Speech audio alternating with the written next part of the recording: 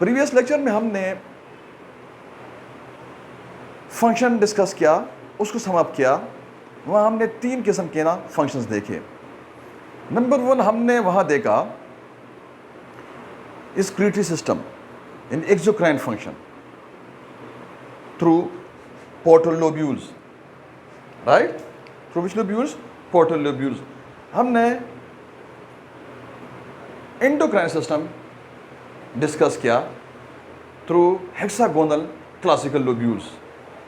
वहाँ हमने पढ़ा ये बहुत सारे सब्सटेंसेस बनाता है, कोगुलेटिंग फैक्टर्स भी बनाता है, ये कॉम्प्लीमेंट सिस्टम यही बनाता है, जो 6 to 8 मिलीग्राम पर डेसीलीटर प्रोटीन ब्लड के अंदर होता है, ये सारा ये बनाता है। ये काइनेज सिस्टम ये बनाता है, क्लासिकल लोब्यूल, यहाँ हिपेटोसाइट्स होते हैं, वो हमने देखा। और हमने मेटाबॉलिक फंक्शन देखा कि ये चीज़ों को कैसे मेटाबोलाइज करता है, कोलेस्ट्रॉल को, लिपिड्स को, प्रोटीन को, कार्बोहाइड्रेट्स को। अब प्रोटीन से ग्लूकोनियोजेनेसिस कैसे करता है, कब करता है,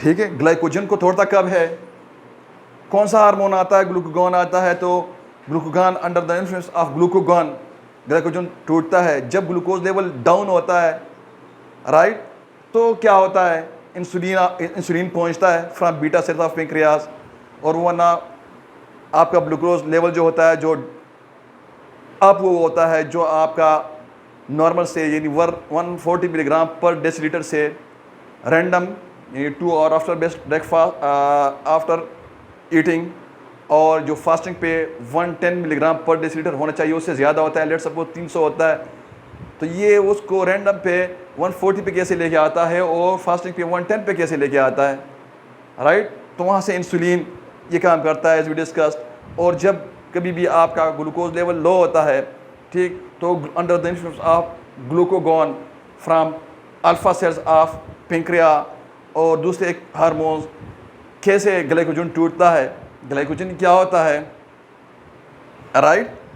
आप ना जब कभी भी आप ना हाइपोग्लिसेमिक शॉक में कोई मरीज़ जाता है और आपके पास स्टोर्स में जो एनर्जी स्टोर नहीं हो, जो होते हैं एनर्जी, वो खाली होते हैं, एम्प्टी होते हैं, तो क्या होता है, तो अमीनो एसिड से कैसे ना ये मतलब नॉन कार्बोहाइड्रेट सोर्सेज से कैसे ना आपका लीवर जो होता है ये ग्लूकोज बनाता है, और आपका ब्लड का अंदर जो ग्लूकोज लेवल होता है कैसे उसको अप करता है, वी डिस्कस्ड। नाउ आज हमने क्लिनिकल पॉइंट्स करनी है कुछ, राइट। लेट्स सपोज लीवर जो है ये मरगूब जगह है, liver is very favourite for some viruses, आई जो हेपेटाइटिस ए का वायरस होता है, ठीक, ये खुश रहता है क्लासिकल लोब्यूल में।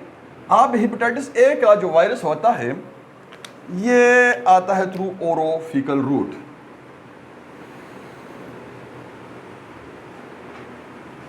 राइट।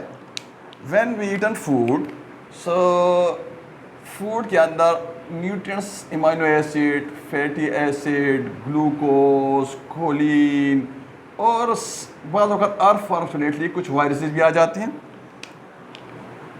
जो आपका फूड होता है वो कॉन्टामिनेटेड होता है, तो साथ ना वो जरासीम भी देखा। तो let's suppose this is hepatitis A virus,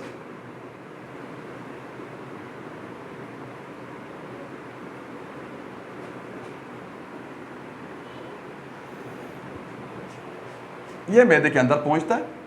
अब ना मैदे के अंदर पहुंच के ये through portal veins, through portal vein जो यहाँ लीवर के अंदर जो हेक्सागोनल 6 कॉर्नर्स वाले, राइट, जो 6 कॉर्नर वाले लीवर के अंदर जो लोब्यूल्स मौजूद होते हैं, उसको एक इनपुट देता है, हर कॉर्नर को एक इनपुट देता है एज वी डिस्कस्ड, राइट। अब ना ये थ्रू पोर्टल, जो पोर्टल इनपुट है, ये ब्लड जाता है स्पेस ऑफ डीसी में। अब यहाँ ब्लड के साथ ना, पोर्टल ब्लड के साथ, from where, from GIT, from orofaecal route. अब फ्रॉम ओरोफिकल रूट ब्लड के साथ ये वायरस आता है, और ये वायरस जो होता है ब्लड के साथ ड्यूडिनम से ना थ्रू पोर्टल वेन पहुंच जाता है स्पेस ऑफ डीसी में, राइट। अब यहां जो इंडोथीलियल सेल्स होते हैं और जो कुफर सेल्स होते हैं वो उसके साथ फाइट करते हैं।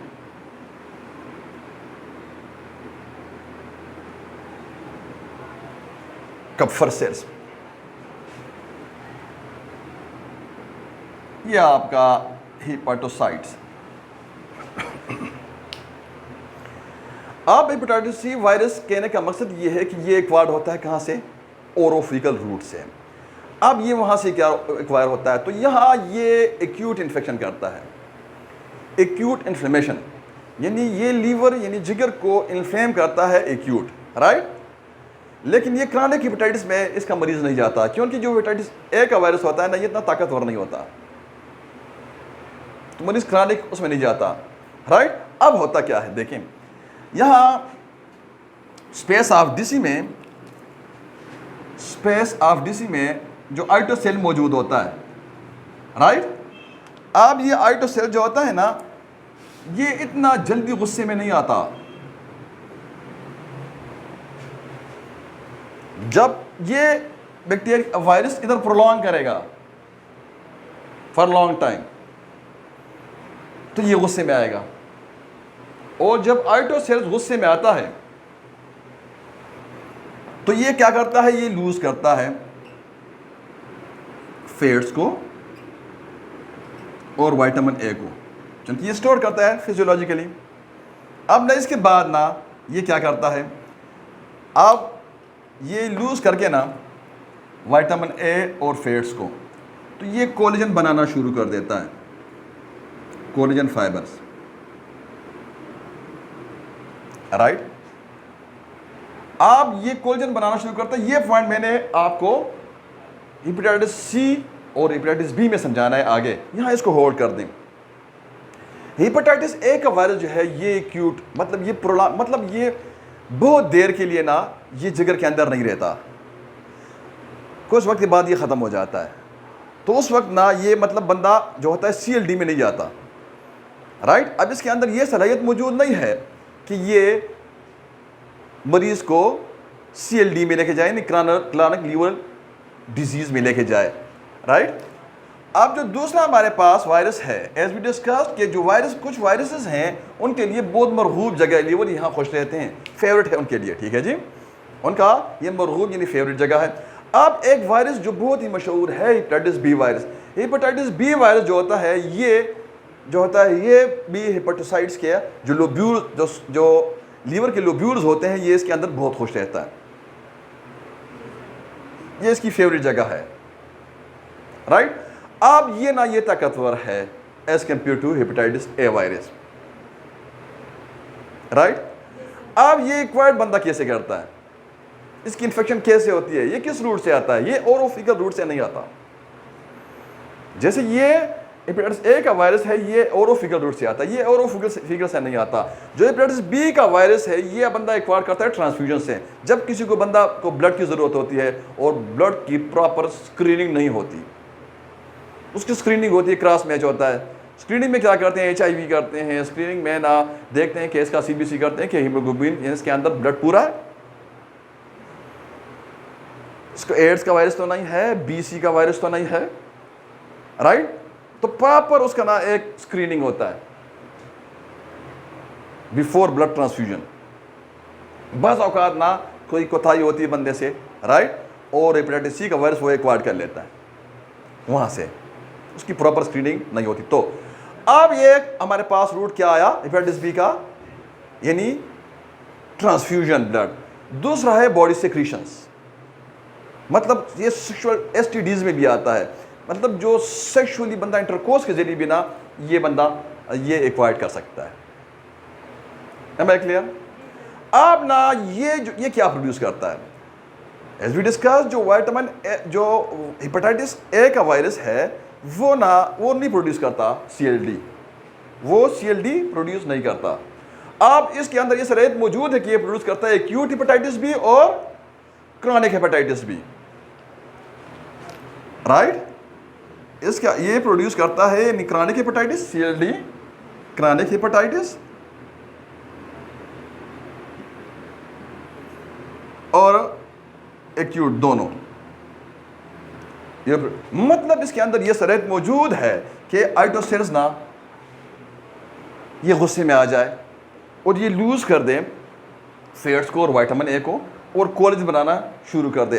अब होगा क्या, वही मैकेनिज्म होगा, ये कोलेजन बनाना शुरू कर देगा।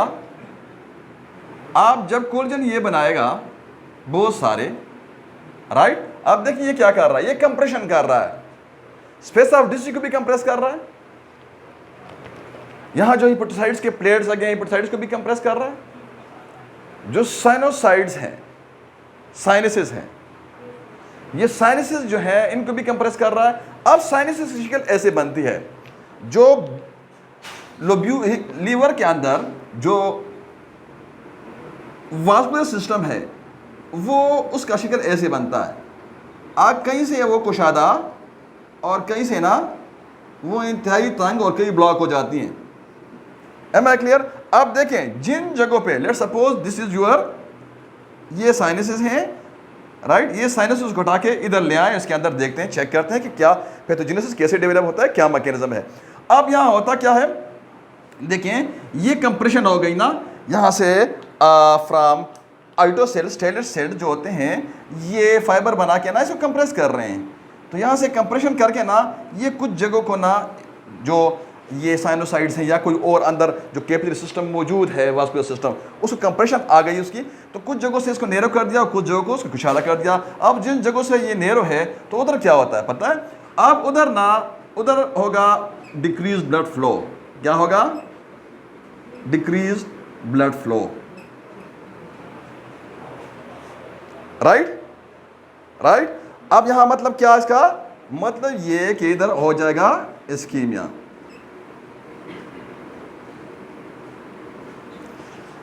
अब जिन जगहों पे ना ये कुशादा रह गया बहुत ज्यादा, अब ना इसका जो सारा खून है वो इधर जमा होगा, इधर कंजेशन हो जाएगी, मतलब इधर क्या हो जाएगा, हाइपरीमिया। अब कुछ जगहों पे हाइपरीमिया होगा, कुछ जगहों पे ना इस्कीमिया होगा। अब ना क्या होता है, अब पूरा जो लीवर होता है इसके अंदर कंजेशन हो जाता है, ये भारी होता है, मतलब और क्राउडिंग ऑफ ब्लड हो जाता है यहाँ, और पूरा इसका एल्टर हो जाता है नवास्कुलर सिस्टम। जो इसके अंदर जो बाइलरी सिस्टम है, जिसके अंदर जो canal of Hering as we discussed, cholangioles as we discussed, bile ductules as we discussed, biliary caniculi as we discussed, hepatocytes as we discussed, Ito cells, plasma cells, Kupffer cells, endothelial cells, पूरा architecture इसका disturb हो जाता है, इसके अंदर इंगोर्जमेंट जो हो जाती है वो कंजेशन हो जाता है, राइट। आप ना वहाँ देखें आपका बाइलरी चैनल्स जो हो गए हैं ना वो हो गए डिस्टर्ब, राइट। तो बाइल प्रॉपर सिक्रीट नहीं होगा तो क्या होगा, बाइल का काम क्या है, फैट्स का मेटाबॉलिज्म, तो फैट्स मेटाबॉलिज्म होगा, इंडाइजेशन हो जाएगा, नंबर 1। नंबर 2, जो बाइल के अंदर इम्यूनोग्लोबुलिन होता है, ठीक है, अब वो क्या है, वो दिफा है, ठीक है। जब बाइल नहीं पहुंचेगा तो उसके जो इंग्रेडिएंट है उसके अंदर कंटेंट्स हमने पढ़े कि उसके अंदर बाइल बिलिरुबिन होता है, बाइल साल्ट होता है, कोलेस्ट्रॉल होता है, आइजियोता है, लिसिथिन होता है। अब ये सारे इन चीज़ों का फंक्शन है as we discuss in the lecture of biochemistry, right। अब ना इसका अब वहाँ में जो IgA है उसका काम क्या है, दिफा करना, तो दिफा होगा जाएगा, उसका जो इम्यून सिस्टम होगा वो हो जाएगा वीक, राइट। अब देखिए पैथोजेनेसिस डेवलप हो रहा है, सारा डिजीज डेवलप हो रहा है, समझ आ रही है आपको। अब ये लैब है, ये बहुत सारी चीज़ें बनाता है, अटेंशन प्लीज, ये लैब है बहुत सारी चीज़ें बनाता है, जैसे हमने प्रीवियस लेक्चर में एंडोक्राइन सिस्टम इसका देखा कि बहुत सारी लॉट ऑफ सब्सटेंसेस ये बनाता है। अब एल्ब्यूमिन ये नहीं बनाएगा, हिपोटाइड्स कंप्रेस हो गए तो एल्ब्यूमिन नहीं बनेगा, एल्ब्यूमिन नहीं बनेगा तो एल्ब्यूमिन का फंक्शन क्या है, उसका फंक्शन क्या है, ये ट्रांसपोर्ट करता है चीज़ों को, ये ट्रांसपोर्ट करेगा नो। अब इसका काम दूसरा क्या है कि ये जो है ब्लड के अंदर वाटर को रिटेन करता है, ब्लड वेसल्स के अंदर। अब जब ये नहीं होगा तो जो वहाँ ब्लड होगा ब्लड वेसल्स में वो लीक होगा, लीक होगा कहाँ जाएगा, इंटरस्टिशियल स्पेसेस में जाएगा, राइट। जब इंटरस्टिशियल स्पेसेस में जाएगा तो क्या डेवलप करेगा, क्या प्रोड्यूस करेगा, ओडीमा, पेडल भी करेगा और ना यहाँ सारा उसका जिस्म सूज जाएगा, वहाँ यानी वहाँ एक्युमुलेशन ऑफ ब्लड हो जाएगा सारा। तो आपने क्या करना है, ठीक है, वहाँ आपने क्या करना है, वहाँ आपने लीवर का इलाज करना है, तो ना वो एक्युमुलेशन जो होगा वो ख़त्म होगा, राइट। अब ना ये सारा जो ओडिमा, ये इनोरॉक्सिया, ये मलेज, ये लॉस ऑफ एपेटाइट, ये इंडाइजेशन, अब ये सारा जो इसका जितनी भी कंप्लेंट्स हैं, ठीक है, इसके अंडरलाइन जो काज है उस काज को आपने रिमूव करना है। Am I clear? सो जब ये आगे इसकी फर्दर कॉम्प्लिकेशन आती है, ये और प्रोलॉन्ग करता है, ठीक, तो मरीज के जो लीवर के लोब्यूल्स हैं, सेल्स हैं, वो मरना शुरू हो जाते हैं। अल्टीमेट क्या होना है, आप ना इसके बाद ना इतनी इंगोर्जमेंट, इतना कंजेशन, बाइल भी दरिए रिटेन करता है, और इसके जो हेपेटाइटिस हैं वो भी, तो सारा, तो अब क्या होगा इन द रिजल्ट, इवेंचुअली क्या होना है, जब ये मतलब प्रॉपर मैनेज नहीं होगा तो इवेंचुअली ना सेल्स ने मरना है। तो this is what we call liver cirrhosis. तो मतलब हेपेटाइटिस बी जो है ये लीवर सिरोसिस कर सकता है। अब अल्टीमेट क्या होना है, आगे क्या होना है, अटेंशन प्लीज। आप जब कभी भी लीवर सेल्स भी मरेंगे, कंजेशन भी होगा, ये सारा ना लीवर के अंदर ना पूरा ना ये खराबी पैदा होगी, राइट। तो लीवर के जो सेल्स होते हैं, राइट, अब लीवर के अंदर जो डीएनए होता है वो क्या, अब ना वो एल्टर होगा, जो जीन्स होगा वो खराब होगा। अब जो जीन खराब होगा, राइट, मतलब ऑनको और एंटी ऑनको जीन, जब एंटी ऑनको जीन खराब होगा, एंटी ऑनको जीन का फंक्शन क्या है, ठीक है जी, मैं आपको रिकॉल कर दूं। एंटी ऑनको जीन जब कभी भी सेल डिवीजन होता है, इसको इनिशिएट करता है, एक्साइटरी क्या है, ऑनकोजीन, इसको इनिशिएट करता है, तो सेल डिवीजन शुरू होता है, प्रोलाइफरेशन शुरू होती है। अब ना जब जरूरत पूरी होती है, सेल जितनी डिवीजन होनी होती है, जरूरत पूरी होती है, तो इनहिबिटरी एक जीन होता है, ब्रेक जिसको कह सकते हैं आप, जिस तरह मोटर कार का ब्रेक होता है, आप जितना स्पीड आपको जरूरत होता है आप करते हैं, और जब आपको ब्रेक की जरूरत होती है आप गाड़ी को रोकते हैं, तो रोकने का बंदोबस्त भी उधर मौजूद है, एक्सीलरेटर भी मौजूद है। तो ये आपका एक्सीलरेटर है, ऑनकोजीन, राइट। अब जो एंटी ऑनकोजीन है वो क्या है, वो ब्रेक है, क्या है, वो ब्रेक है। वो मतलब अब ये ब्रेक, अब जो एंटी ऑनकोजीन है ये म्यूटेट होता है, लीवर के सेल्स मर गए, लीवर के अंदर इंगोर्जमेंट पैदा हो गई, उसका जो वास्कुलर सिस्टम है लीवर का अंदर वो ना हो गया एल्टर, अब ना उसकी शक्ल ऐसे बन गई, कहीं कुछ आधा, कहीं हाइपरीमिया, कहीं इस्कीमिया हो गया, राइट, सेल्स मरना शुरू हो गए, सिरोसिस में चला गया। अब ना उसके बाद क्या होना है, कोलेजन फाइबर्स तो वो हो रहे हैं, तो आप क्या होना है इसके बाद, आप ना जीन ने खराब, अब जीन खराब हो गया ये, तो ब्रेक नहीं लगेगा, जब ब्रेक नहीं लगेगा तो रैपिड इमेच्योर, तो क्या होगा, रैपिड इमेच्योर, शाबाश, proliferation of, rapid proliferation of immature cells, ये होगा। अब जब ये रैपिड होगा तो सेल्स तो इमेच्योर हैं, और मतलब ब्रेक भी नहीं है और इमेच्योर भी हैं, तो इमेच्योर सेल्स तो पूरा प्रॉपर काम नहीं कर सकते, राइट। अब ना उसका ना उधर ओवर क्राउडिंग भी हो जाएगा, तो this is what we call ना ट्यूमर, ओमा, क्या कहते हैं इसको, ट्यूमर, ओमा, राइट। तो इसके बाद क्या होना है, HCC डेवलप होगा, यानी हिपाटोसेलुलर कार्सिनोमा, राइट। अब ना एक दूसरा वायरस हमारे पास मौजूद है, ठीक, this is known as hepatitis C virus. Hepatitis C virus जो है कमिंग फ्रॉम सेम, जिस तरह जो रूट हेपेटाइटिस बी के वायरस का है, transfusion, blood transfusion, body secretions, जो हमने डिस्कस किया हेपेटाइटिस बी में, सेम वही। अब ये क्या करता है, ये हेपेटाइटिस बी से ज़्यादा खतरनाक है, ये HIV का जो वायरस है उससे ताकतवर है। मतलब ये कि इसको टेम्परेचर ज़्यादा चाहिए होता है इसको मरने के लिए, as compare to HIV virus, right. तो इसके लिए जो BDS जो डेंटल सर्जन्स होते हैं उन्होंने ऑटोक्लेव रखा हुआ होता है। Am I clear? अब कभी बात होगी ना वहाँ डेंटिस्ट्री पे, तो वहाँ मैं आप लोगों को भी समझाता हूँ, और कभी हमारा जब लेक्चर होगा ना हेपेटाइटिस सी पे, तो वहाँ मैं आपको डिटेल पढ़ाता हूँ, या आप इतना समझ लें कि ये इंतहाई ताकतवर वायरस है, इंतहाई ख़तरनाक है, बी से भी ख़तरनाक है ये। अब ये क्या करता है, इसका जो ट्रांसमिशन का मतलब ये आपको, ये आता कहाँ से, कमिंग फ्राम वेयर, सेम जो हेपेटाइटिस बी का रूट है उसी रूट से ये भी आता है, ट्रांसफ्यूजन से और बॉडी सेक्रेशन से, मतलब सेक्सुअल इंटरकोर्स और इन चीज़ों से ये आता है।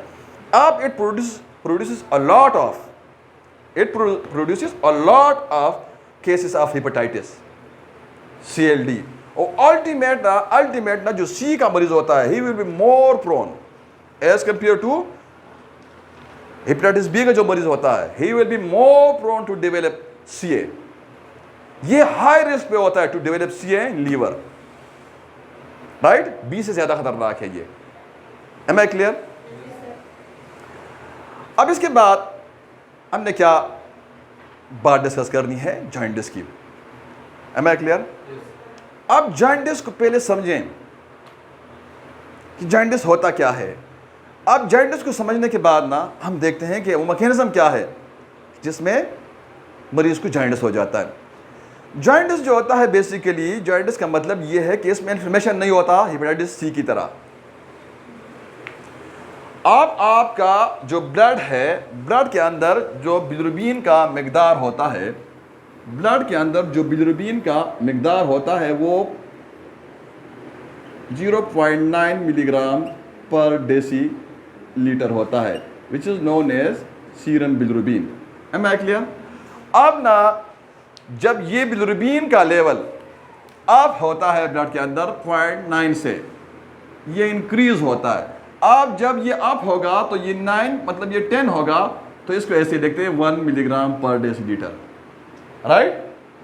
अब ना ये 1 मिलीग्राम पर, अब ये या 1 में ना अब ये बॉर्डर आ गया जॉइंटिस में, अब आ गया ना 5, 10, 15, 20, एक अब जब 15, 20 तक, 18, 16, 50 तक पहुंचता है तो ये इंतहाई टॉक्सिक हो जाता है, और अक्सर बच्चों में ना, बच्चों को ये माजूर कर देता है, वो सीपी में चले जाते हैं, सेरेब्रल पाल्सी में चले जाते हैं, माजूर हो जाते हैं, कुछ ना बोलना बंद करते हैं, कुछ ना चल नहीं सकते, सीपी चाइल्ड में चला जाता है। ये इंतहाई टॉक्सिक होता है अगर इंतहाई ज़्यादा होता है तो सीरम बिलिरुबिन, राइट। जॉइंटिस क्या होता है समझ गए हैं? ठीक है जी। आप बिलिरुबिन कैसे बनता है we discussed in our last lecture. हाँ ना, मैकेनिज्म क्या है, वजूहात क्या हैं सीरम बिलिरुबिन का, यानी बिलिरुबिन का ब्लड के अंदर इसका जो कंसंट्रेशन है इसका इंक्रीज होने का वजूहात क्या हैं। Am I clear? नंबर 1, या तो ऐसे हो सकता है कि ब्लड के अंदर जो आरबीसीज होते हैं, जैसे आपको पता है कि ब्लड के अंदर ब्लड जो है वो 2 हिस्सों में तकसीम है, फॉर्म्ड एलिमेंट्स और प्लाज्मा। फॉर्म्ड एलिमेंट्स में क्या होता है, उधर ना आरबीसीज होते हैं, डब्ल्यूबीसीज होते हैं और प्लेटलेट्स होते हैं। अब आरबीसीज की बात करते हैं, आरबीसीज का ना एक्सेसिव डिस्ट्रक्शन होता है, डिस्ट्रक्शन होता है। अब आरबीसी बहुत ज़्यादा टूटते हैं, बहुत ज़्यादा टूटते हैं, तो आरबीसी जो होता है इसके अंदर हीम भी होता है, ग्लोबिन भी होता है, हीम के अंदर आयरन भी होता है, राइट। जो मैंने प्रीवियस लेक्चर में समझाया है कि आयरन कैसे निकलता है, बिलिरुबिन कैसे बनता है, वहाँ आप देख लें। आप यहाँ अपना पॉइंट पे रहते हैं। अब यहाँ आरबीसी बहुत ज़्यादा टूटता है तो उससे बिलिरुबिन निकलता है बहुत ज़्यादा। अब बिलिरुबिन का मिकदार इधर होता है बहुत ज़्यादा, क्योंकि ये टूटते बहुत ज़्यादा हैं। तो जो हेपेटोसाइट्स हैं यहाँ, तो हेपेटोसाइट्स होते हैं, ये हेपेटोसाइट्स बिलिरुबिन यहाँ से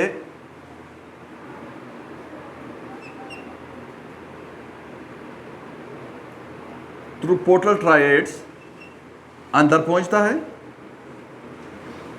तो बहुत ज़्यादा मिकदार में पहुंचता है। अब नाम यहाँ से ये स्पेस ऑफ डीसी में जाता है, तो स्पेस ऑफ डीसी में जाने के बाद ना यहाँ हिपेटोसाइड जो होते हैं, हिपेटोसाइड्स का जो साइनसिस की तरफ जो फेस होता है, बेज़ोलेटरल फेस, उसका काम क्या है? ट्रांसपोर्ट करना। बोले यहाँ एल्ब्यूमिन ना अब वो कम पड़ जाता है, इसको कैरी नहीं कर पाता, ट्रांसपोर्ट नहीं कर पाता, एल्ब्यूमिन भी कम पड़ जाता है इसको, ये बहुत ज़्यादा होता है ना। और जो प्लेटलेट्स होते हैं ना, उसका कैपेसिटी भी एक ख़ास कैपेसिटी होता है, वो भी इसको हैंडल नहीं कर पाता। इन सिंपल वर्ड, जब आरबीसीज का डिस्ट्रक्शन बहुत ज़्यादा होता है तो बिलिरुबिन बहुत ज़्यादा ब्लड के अंदर प्रोड्यूस होता है, राइट, उसकी कॉन्सेंट्रेशन ज़्यादा हो जाती है। अब ना जो हिपेटोसाइट्स होते हैं उसको हैंडल नहीं कर सकते, तो नतीजे में क्या होता है? मरीज जॉन्डिस में सफ़र करता है। Am I clear? Mechanism number 1। Mechanism number 2, जो यहाँ से बिलिरुबिन आता है, राइट। अब बिलिरुबिन का जो पाथवे हमने जो सिंथेसिस हमने पढ़ा कि कैसे बनता है, अब यहाँ से एल्ब्यूमिन उसको लेके ना कैरी करके साइनोसाइड जो स्पेस ऑफ डीसी है, स्पेस ऑफ डीसी में इसको पहुँचाता है। अब जो स्पेस ऑफ डीसी में इसको पहुँचाता है, तो यहाँ से जो हिपेटोसाइट्स होते हैं, स्पेस ऑफ डीसी में बिलिरुबिन पहुँचता है। अब स्पेस ऑफ डीसी में इधर बिलिरुबिन पहुँचता है, बिलिरुबिन एल्ब्यूमिन उसको लेके जाता है, एल्ब्यूमिन। अब ये सारा बिलिरुबिन का लीवर के अंदर आना, लीवर का जो क्लासिक लोब्यूल है इधर पहुंचना, और उसके बाद थ्रू फिनेस्ट्रेशंस एल्ब्यूमिन के साथ मिलके एल्ब्यूमिन इसको कैरी करता है स्पेस ऑफ डीसी में। अब ना उधर से जो बेज़ोलेटरल फेस ऑफ द साइनोसाइड होता है, हिपेटोसाइट होता है, वो उसकी अपटेक करता है, राइट। अब ना ये डिस्कपल होते हैं आपस में, एंजाइम्स इसके साथ रिएक्शन करते हैं, एल्ब्यूमिन डिस्कपल होता है, राइट, जो पाथवे हमने पढ़ा। फिर ग्लूकुरोनिक एसिड उसका कंजुगेट यानी मिलता है। अब ये सारा प्रोसेस होता है, ये सारा प्रोसेस होता है, राइट। लेकिन इधर जो अंदर जो एंजाइम ग्लूकुरोनाइल फास्फेरेज जो कंजुगेट करता है इसको, जिसके साथ ना ग्लूकुरोनिक एसिड को मिलाता है, अब ना ये इसके साथ ग्लूकुरोनिक एसिड को मिलाता नहीं है, कंजुगेट नहीं करता, राइट। तो जो हिपेटोसाइट्स हैं,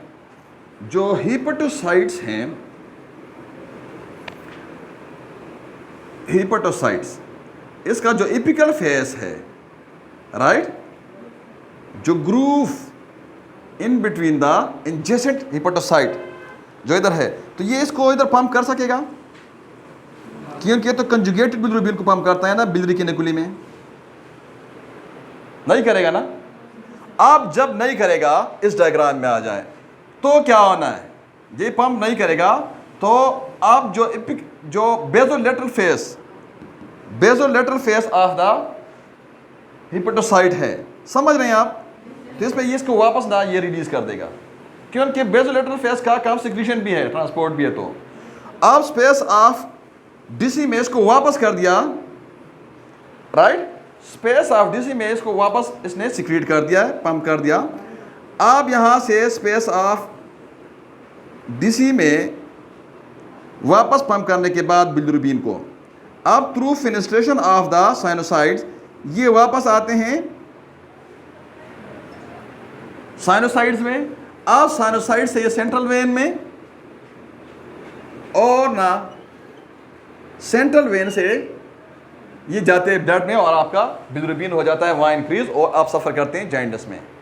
mechanism number 2, any question? No question. Mechanism number 3 कि ये सारा जो हमने डिस्कस किया कि किस तरीके से बिलिरुबिन बनता है, प्रीवियस लेक्चर में हमने सिंथेसिस ऑफ बिलिरुबिन को आपका पूरा जो पाथवे है वो आपको समझाया हुआ है, राइट, पूरी बायोकेमिस्ट्री वहाँ हमने रखी हुई है। अब यहाँ बिलिरुबिन का ये सारा प्रोसेस, सारा पाथवे मुकम्मल ना ठीक जा रहा है। लेकिन प्रॉब्लम कहाँ है? प्रॉब्लम ये है कि जो ये एपिकल फेस, ये जो साइनोसाइड्स की तरफ ये फेस है, साइनोसाइड्स की तरफ ये फेस है हिपेटोसाइड्स का, basolateral face, this is also known as sinusoidal space, face of the hepatocyte. अब ना ये इसकी अपटेक नहीं कर रहा, इसको ले नहीं रहा।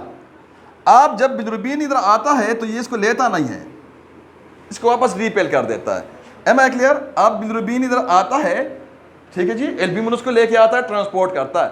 M I clear? अब ये सारा पाथवे ठीक है, लेकिन यहाँ हिपेटोसाइड्स का जो फेस है towards the sinuses of the classic lobule, अब वो क्या, वहाँ क्या होता है कि इसकी ये अपटेक नहीं कर रहा, अब इसको ये रीपेल करता है। अब ये रीपेल हो रहा है तो इसने कहाँ जाना है? वापस स्पेस ऑफ डिस में रीपेल होता है ना, तो इसने टू फेस्टेशन वापस किधर जाना है? साइनोसाइड्स में जाना है। अब यहाँ साइनोसाइड में जाएगा तो बिल्कुल इसी पाथवे से ना, इसी रास्ते से ना, इसने सीधा सेंट्रल वेन से ना हिपाटिक वेन से ना ब्लड स्ट्रीम में जाएगा, और ब्लड स्ट्रीम में इंक्रीज करेगा आपका सीरम बिलिरुबिन का। जो बिलिरुबिन होता है उसका जो कंसंट्रेशन होगा वो 0.9 मिलीग्राम पर डेसीलीटर से इंक्रीज करेगा और मरीज जॉन्डिस में सफर करेगा। 3 मैकेनिज्म हो गई। नाउ अब ना ये सारा पाथवे, ये सारा जो बिलिरुबिन सिंथेसिस का जो पाथवे ये ठीक है, और यहाँ आपका मतलब ये कि बिलिरुबिन साइनसेस में आता भी है, आप समझ रहे हैं? बिलिरुबिन साइनसेस में आता भी है, उसके साथ एल्ब्यूमिन मिलता भी है, उसको ट्रांसपोर्ट भी करता है, स्पेस ऑफ डिस में भी लेके आता है। जो हिपेटोसाइड्स हैं उसका जो बेसोलेटरल फेस है ये इसको अपटेक भी करता है, अंदर जो एंजाइम है उसको कंजुगेट भी करता है ग्लूकुरोनिक एसिड के साथ। अब ना प्रॉब्लम कहाँ आ गई है कि जो इन बिटवीन जो ये स्पेस है apical face of the which face of the hepatocytes, apical face of the hepatocytes, जो in between the two hepatocytes, जो साइड वाला जो फेस होता है इसका। अब ना ये इसका काम क्या है? इसका काम है पंप करना। इसका क्या प्रॉपर्टी है? इसका प्रॉपर्टी है यानी सिक्रीट करना बाइल को। अब ये सिक्रीशन नहीं करता, ये नहीं काम करता। अब जब सिक्रीशन ये नहीं करेगा, देखें यहाँ मैं शो कर रहा हूँ सिक्रीशन। अब ना जब ये सिक्रीशन नहीं करेगा तो क्या होगा? जब ये सिक्रीशन नहीं करेगा तो हिपेटोसाइड्स के अंदर बिलिरुबिन ने वापस आना है, रीपेल होना है, राइट? अब बिलिरुबिन यहां रीपेल होता है, वापस आता है। अब यहां क्या होगा? कंडीशन हो जाएगी बिलिरुबिन की, बिलिरुबिन बहुत ज्यादा जमा हो जाएगा। अल्टीमेट क्या होना है? जो एपिकल फेस ऑफ द हिपेटोसाइड है इसने इसको सिक्रीट करना है, किधर? स्पेस ऑफ डीसी में। समझ रहे हैं? स्पेस ऑफ डीसी में। अब ये वापस इधर सिक्रीट करेगा क्योंकि इसका जो ये फेस है जो बिलियरी कैनिकुलाई में खुलता है, राइट की तरफ है। अब ना ये काम नहीं कर रहा तो इधर कंजेशन होगी, तो इसने अल्टीमेटली इसको ड्रेन आउट करना है। तो आप जो ये साइनोसाइडल स्पेस यानी फेस टूवर्ड्स द साइनोसाइड्स जो अब ये इसको सिक्रीट करेगा क्योंकि इसका काम ट्रांसपोर्ट करना भी है और सिक्रीट करना भी है। अब ना इसको वापस सिक्रीट इधर करेगा स्पेस ऑफ डीसी में, तो स्पेस ऑफ डीसी में इसको सिक्रीट करेगा तो ये जाएगा किधर? साइनोसाइड्स में। अब इसने ना ट्रायड्स की तरफ तो नहीं जाना, राइट? इसने ट्रायड्स की तरफ नहीं जाना क्योंकि जो बाइलरी फ्लो है वो सेंट्रीफ्यूगल है, जो lymph का फ्लो है वो सेंट्रीफ्यूगल है। बाकी जो ब्लड होगा ना, चाहे वो आपका पोर्टल ब्लड है और चाहे वो आपका हिपाटिक ब्लड है, वो उसका जो फ्लो होगा वो सेंट्रीपिटल होगा, यानी पेरिफेरल टू सेंटर होगा। अब ये पेरिफेरल टू सेंटर ये इसका फ्लो होता है, ठीक है जी। आप इधर से ना ये जाएगा किधर? इसी तरीके से, राइट? सेंट्रल वेन से हिपाटिक वेन से ब्लड स्ट्रीम, और ब्लड स्ट्रीम में जो हीमोग्लोबिन होगा ये 0.9 मिलीग्राम पर डेसीलीटर से इसकी कॉन्सेंट्रेशन इंक्रीज करेगा और मरीज जॉन्डिस में सफर करेगा। तो how many mechanism we discussed? Number 1, let me repeat. Number 1 हमने डिस्कस किया कि बहुत ज़्यादा आरबीसीज टूटते हैं तो बिलिरुबिन बहुत ज़्यादा निकलता है और उसको हिपेटोसाइड्स हैंडल नहीं कर पाता। नंबर 2 हमने डिस्कस किया कि जो फेस है साइनोसाइडल फेस ऑफ द हिपेटोसाइड उसकी अपटेक नहीं करता। नंबर 3 हमने डिस्कस किया कि उधर जो अंदर हिपेटोसाइड्स के अंदर जो एंजाइम है ग्लूकुरोनाइल ट्रांसफरेज, अब वो ख़राब होता है या कम होते हैं वो। अब वो कम होते हैं तो उसको कंजुगेट नहीं करते, इसके साथ ग्लूकुरोनिक एसिड को नहीं मिलाते। M I clear? नंबर 4 हमने डिस्कस किया कि जो इपिकल फेस ऑफ द जो सिक्रीशन करता है, जो सिक्रीट करता है इस बाइल को, किधर? बिलियरी कैनिकुली में। आप इधर इतना आप इस लेवल पे ये याद कर लें कि भाई उसको ड्रेन करता है जो डक्टल सिस्टम है बाइलरी उसमें, तो वो नहीं करता, तो वो रिपेल बैक करता है। तो 4 mechanism we discussed. Now and other point which is very important. अब वो पॉइंट ये है कि जो इंट्राहेपाटिक जिगर के अंदर जो बाइलरी चैनल्स हैं, राइट, ठीक है, रिकॉल करते हैं। हेपेटोसाइट्स, बिलियरी कैनिकुलाई, जी, कैनाला फेरिंग, कोलेंज्यूल्स किस लेवल पे होते हैं? ट्रायड के लेवल पे। Am I clear? इधर कोलेंज्यूल्स के बाद बाइलरी डक्ट्यूल्स, बाइल डक्ट्यूल्स के बाद बाइलरी डक्ट, फिर उसके बाद fuse together. Next up right hepatic duct, left hepatic duct fuse together form which canal? Common hepatic duct. Yes, आप कॉमन हेपाटिक डक्ट के साथ cystic duct from where? From gall bladder fuse together, हाँ, from word which canal? CBD। CBD drain into the pancreatic, ultimately ampulla of water and second part of the duodenum in GIT। am I clear? अब देखें, जो हमने right hepatic duct और left hepatic duct तक बात की, यहां तक ये इंट्रा हेपाटिक चैनल्स हैं, राइट? जो राइट हेपाटिक डक्ट और लेफ्ट हेपाटिक डक्ट है, राइट, और वो आपस में फिर कॉमन बाइल डक्ट है, ये एक्स्ट्रा हेपाटिक चैनल्स हैं, वो वहां ड्यूडिनम तक, GIT तक, राइट? अब ये सारा पाथवे, ये सारा बिलिरुबिन आता भी है प्रॉपर अमाउंट में क्लासिक लोब्यूल में थ्रू पोर्टल ट्राइड्स, राइट? यहां इसके साथ जो होता है एल्ब्यूमिन कपल भी होता है, through fenestration of the sinusoids space of Disse में भी आता है, हेपेटोसाइटिस की अपटेक भी करता है, उसका अंदर एंजाइम भी ठीक है, वो एंजाइम इसके साथ मिलाता है, कंजुगेट करता है ग्लूकुरोनिक एसिड भी, जो इपिकल फेस ऑफ द हेपेटोसाइट्स है, ये इसको पंप भी करता है, बिलियरी कैनिकुली में भी आता है, आप कैनाल ऑफ हियरिंग में भी जाता है, कोलेंज्यूल्स तक भी पहुंचता है, बाइल डक्ट ट्यूब्स तक भी जाता है। अब ना बाइल डक्ट ट्यूब के लेवल पे या जो कैनाल ऑफ हियरिंग है इस लेवल पे, या मतलब बाइल जो डक्ट्स हैं उसके लेवल पे, मतलब इंट्राहेपाटिक जो चैनल्स हैं, इधर की ऑब्स्ट्रक्शन आ गई है, राइट? अब ना ये इस तरीके से ना सारा, ठीक है, इसका जो फ्लो होता है वो प्रॉपर होता है, प्रॉपर फ्लो होता है ब्लड का पोर्टल लोब्यूल में। Am I clear? Proper flow होता है इधर, ये बाइल आपका कंजुगेटेड प्रॉपर फ्लो होता है इसका। Am I clear? अब ना यहां से ये कोलेंज्यूल के लेवल्स के बाद, अब कोलेंज्यूल्स के लेवल के बाद ना या इस लेवल पे की ऑब्स्ट्रक्शन है, या इधर ना कैनाल ऑफ हियरिंग की ऑब्स्ट्रक्शन है, तो अब क्या होना है? ठीक है जी, अब होना क्या है? अब इसके बाद होना यह है कि इसने वापस रिपेल होना है। Am I clear? अब आगे रास्ता नहीं है ना इसने इसका, तो इसी जिस रास्ते पे ये आया था उस रास्ते पे इसने वापस जाना है। इन सिंपल वर्ड, जिस रास्ते से बाइल आता है ना उसी चैनल पे इसने वापस जाना है, इसके पास रास्ता ही नहीं है, ब्लॉक है आगे मतलब है कि रोड ब्लॉक आ गया, तो उसी चैनल से वापस जाएगा जिस चैनल से ये आया है, उसी चैनल से ये अल्टीमेट स्पेस ऑफ डीसी, और उसके बाद ना ये साइनोसाइड्स, और उसके बाद ना सेंट्रल वेन, और उसके बाद ना हेपाटिक वेन और उसके बाद ना ब्लड स्ट्रीम में शामिल होगा और यहाँ ना आपका जो बिलिरुबिन होगा इसका लेवल 0.9 मिलीग्राम पर डेसीलीटर से ज़्यादा होगा और मरीज सफ़र करेगा जॉइंटिस में। Am I clear? ये इसके बाद एक मैकेनिज्म दूसरा वो भी ऑब्स्ट्रक्टिव है कि जो लीवर से बाहर एक्स्ट्रा हिपाटिक अगर कई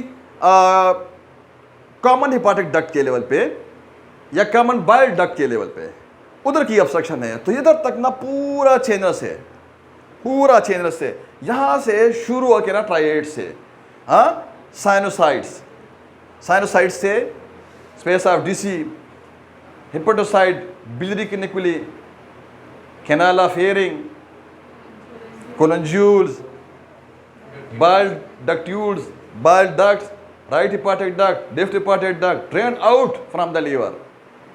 अब आगे ऑब्स्ट्रक्शन आ गया है सीबीडी के लेवल पे है। अब इन्हें इसी रास्ते पे जिस रास्ते से आया था इसने वापस आना है, रीपेल होना है ना इसने, समझ रहे हैं आप लोग? अभी इसी रास्ते पे ना इसने वापस आना, अब इस रास्ते से वापस आता है, अल्टीमेट इसने इधर आना है सेंट्रल वेन में और अब सेंट्रल वेन में आने के बाद ना इसने जाना है ब्लड में और ब्लड में 0.9 मिलीग्राम पर डेसीलीटर से इसकी मिकदार ज़्यादा होगी और मरीज सफ़र करेगा जॉइंटिस में। आप इसको क्या कहते हैं? Obstructive jaundice. क्या कहते हैं इसको? Obstructive jaundice. आप जो पहले 3 मैकेनिज्म हमने पढ़े, पहले 3 मैकेनिज्म, राइट, इसमें जो जॉइंटिस होता है मरीज को, इसमें अनकंजुगेटेड हाइपर बिलिरुबिनीमिया होता है।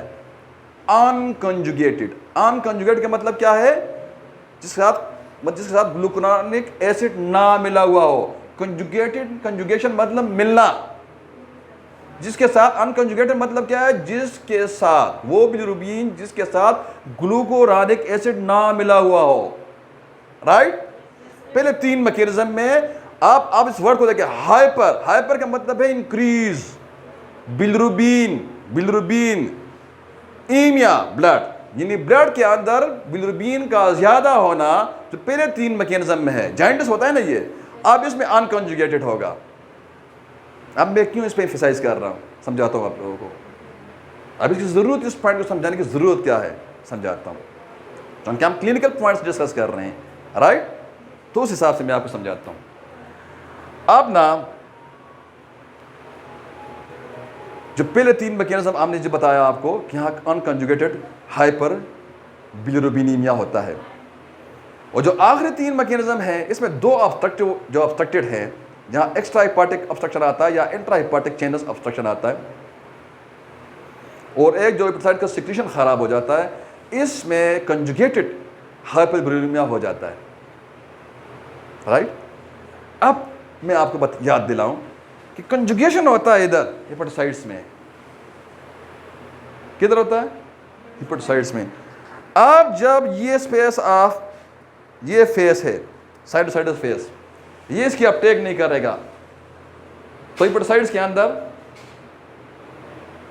बिलिरुबिन नहीं पहुंचेगा, राइट।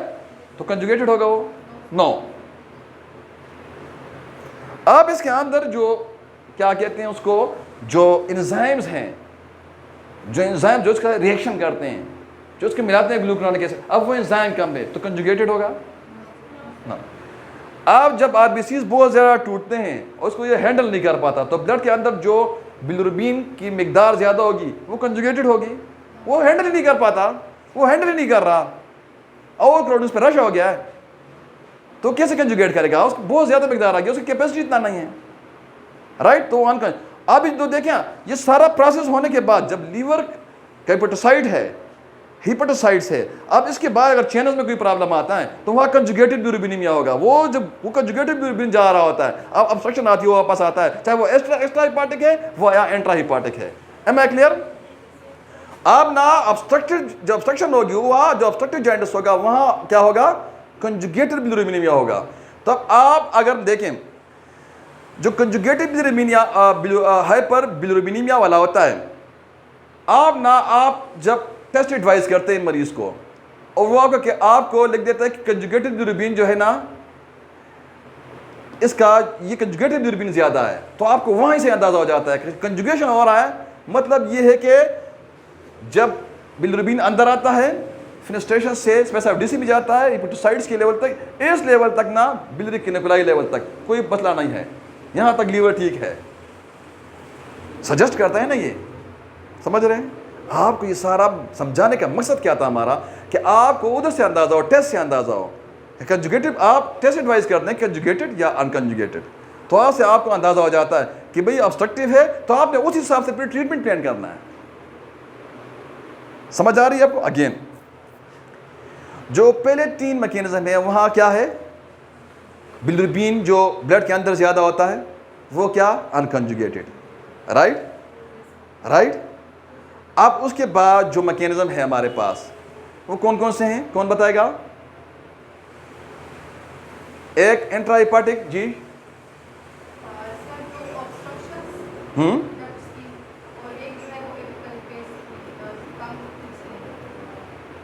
हाँ राइट।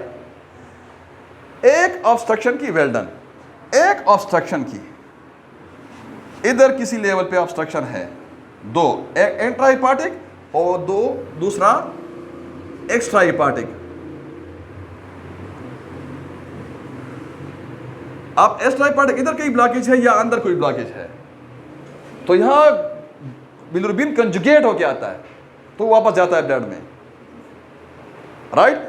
और यहां कंजुगेशन के बाद जब इसने इसको रिलीज करना होता है हिपेटोसाइट्स ने, वो तो कंजुगेशन उसकी हो जाती है लेकिन उसका एपिकल फेस काम नहीं कर रहा, राइट। जो हिपेटोसाइट्स हैं इसका जो ये एपिकल फेस है ये काम नहीं कर रहा, इसको सिक्रीट नहीं कर रहा, कंजुगेट हो गया बिलिरुबिन सारा लेकिन नहीं कर रहा। तो जब ये बिलिरुबिन वापस जाएगा ब्लड में तो ये कंजुगेटेड होगा ना। अब जब यहां की ऑब्स्ट्रक्शन होगी, इधर लोब्यूल्स के अंदर, जिगर के अंदर की ऑब्स्ट्रक्शन होगी, राइट, तो उसी रास्ते से चेहरे से बिलिरुबिन वापस ब्लड में जाएगा तो कंजुगेटेड होगा ना। अब ना जब कभी भी यहां जो एंजाइम है इससे ये कंजुगेशन वाला, अब जब इससे आगे इधर खराबी या ये खराब है या ये फेस अपटेक नहीं कर रहा या आरबीसी बहुत ज्यादा आ रहे हैं, नो ये अपटेक नहीं कर रहा, और या क्या कहते हैं ये वाला जो एंजाइम है ग्लूकुरोनाइल ट्रांसफेरेज ये कंजुगेट नहीं कर रहा, और या हिपेटोसाइट्स को ले ही नहीं रहा, और या जो आरबीसीज बहुत ज्यादा टूटते हैं में से उसका ऑब्स्ट्रक्शन होता है, तो इधर कौन सा होगा, अनकंजुगेटेड। आप जब कभी भी आप टेस्ट एडवाइस करते हैं और आपके पास मरीज आता है और आपको जो हेमाटोलॉजिस्ट होता है वो देता है कि ये अनकंजुगेटेड बिलिरुबिन ज्यादा है, तो आपने वहां से क्या सजेस्ट करना है, अनकंजुगेटेड बिलिरुबिन ज्यादा है तो क्या सजेस्ट करना है आपने, राइट जी। एनीवन जब अनकंजुगेटेड बिलिरुबिन तो या आरबीसी ज्यादा टूट रहा है या हिपेटोसाइट का जो बेसोलेटरल फेस है वो अपटेक नहीं कर रहा, और या जो उसके अंदर एंजाइम है ना वो खराब है। अगर कंजुगेटेड बिलिरुबिन हो गया ज्यादा, उसका लेवल ज्यादा है, आप टेस्ट एडवाइस करते हैं तो आप उधर सीधे समझ जाते हैं कि ऑब्स्ट्रक्शन है किधर। समझ आ रही है आपको क्या ऑब्स्ट्रक्शन है, समझ रहे हैं आप। तो आपने उसी बेस पे ना अपने ट्रीटमेंट को प्लान करना है। Any question? Thank you very much. Class dismiss.